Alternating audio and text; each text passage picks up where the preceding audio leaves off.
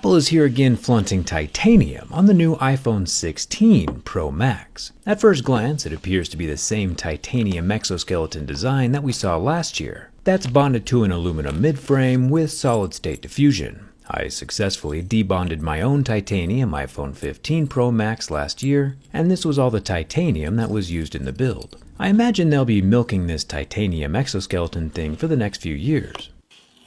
It's actually pretty nifty stuff, and of course I'm always impressed by Apple's ability to run an hour-and-a-half event over what essentially boils down to slapping a new number on the box. And while I personally do believe Apple's whole event this year could have been an email, there are a few subtle improvements on this 16 Pro Max that we should take a look at. There's a braided USB-C cable inside the box. This included cable can only transfer data at USB 2 speeds, and not the USB 3 speeds that the iPhone 16 Pro Max is capable of. Kind of a bummer getting throttled right out of the box like that, but Apple fans are used to it. This shade is aptly named Desert Titanium. Desert's the right word since it's definitely the color of dehydration. The singular new physical feature that Apple has graced us with this year is the sapphire-plated camera control button on the right side of the phone. Apple has gone out of their way to not call it a button, even though it most definitely is. The coolest part about this button is not its ability to act as a shutter button or control the camera zoom, is that it's supposedly covered with an actual sapphire crystal, since not only is the button clicky but also capacitive,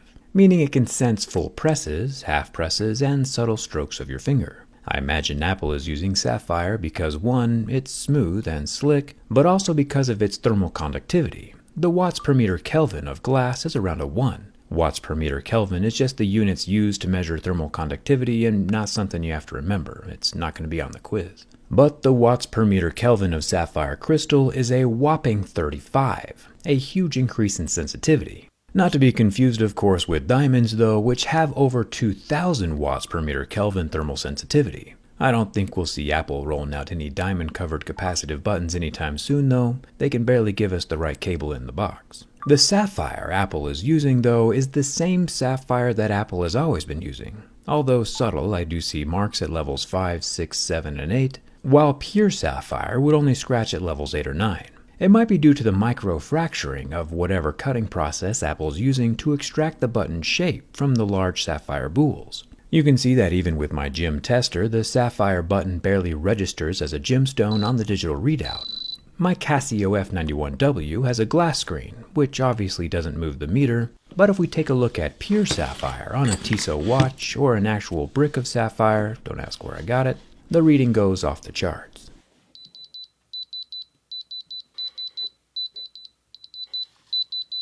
Apple's Sapphire has always been a bit of a letdown, but it's cool to see them trying something new with the camera control button.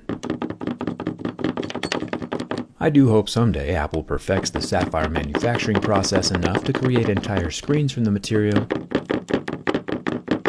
but for now it appears as if they are sticking with the ceramic-infused glass once again.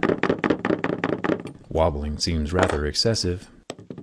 They said their ceramic shield this year is 50% tougher than the first generation ceramic shield and 2 times tougher than any smartphone glass found in any other smartphone. But it still scratches at a level 6 with deeper grooves at a level 7. Glass is glass, and no matter how many adjectives are added in front of the word, it will still break. And Apple is charging a whopping $379 to repair broken screens. If you want to preemptively save your screen for a fraction of that cost, but the idea of applying a screen protector gives you anxiety, my channel sponsor Dbrand has you covered with their all-new Prism 2.0. This recyclable tray has a screen protector suspended inside, precisely positioned for the perfect alignment on your screen. When the clear liner is pulled out, it statically charges against the glass of your device, pulling away any particles for a clean, dust-free installation. Just swipe down the middle and give a few seconds for the adhesive to work its magic, and just like that, a perfectly installed screen protector, protecting against scratches while also being a buffer layer for impacts. Each order comes with 2 protectors, so you'll have a spare for later. I'll drop a link down in the description for you to get a pair for yourself. The upper front-facing 12-megapixel camera is protected by that same front glass, with an itty-bitty razor-thin earpiece slip between the glass and the titanium frame. Speaking of which, the PVD-coated grade 5 titanium exoskeleton can indeed be scratched just as easily as anodized aluminum. Obviously the camera control is sapphire, but the raised buttons themselves feel the same to my jerry-rig knife as the frame does, and based on the fact that the buttons survived the furnace last year and blued the same way as the titanium frame, I would say the buttons as well are also titanium. The top of the iPhone 16 Pro Max is also titanium, along with the left side, volume buttons, and action button.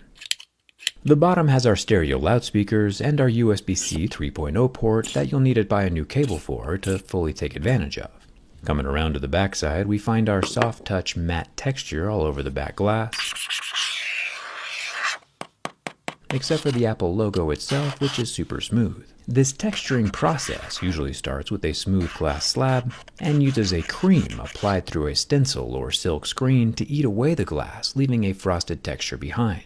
It's interesting though that the stencil Apple used on this particular 16 Pro Max is misaligned just enough to give a perfectionist out there some PTSD, and I'm sorry for that.